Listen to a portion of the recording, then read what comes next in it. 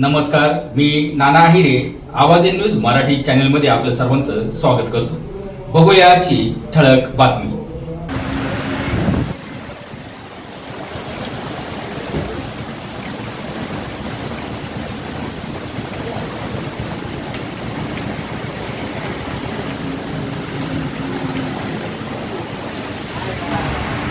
मनमाडमध्ये वादळी वाऱ्यासह मुसळधार पाऊस, भिंत कोसळून एकाचा मृत्यू तर एक गंभीर.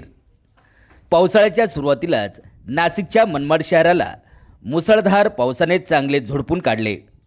सायंकाळच्या सुमारास विजांच्या कडकडाटासह आणि तीव्र वादळी वाऱ्यासह आलेल्या या पावसामुळे शहरात मोठे नुकसान झाले आहे.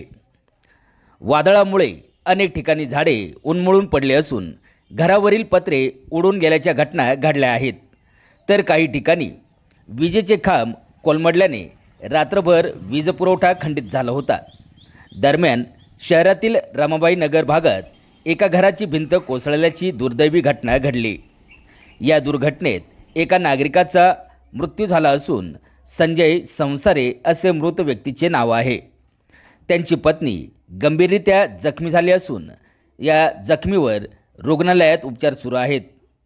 अचानक आलेल्या या संकटामुळे मनमाड परिसरात हळहळ व्यक्त केली जात आहे. आवाज इन न्यूज मराठी, मनमाड, नाशिक.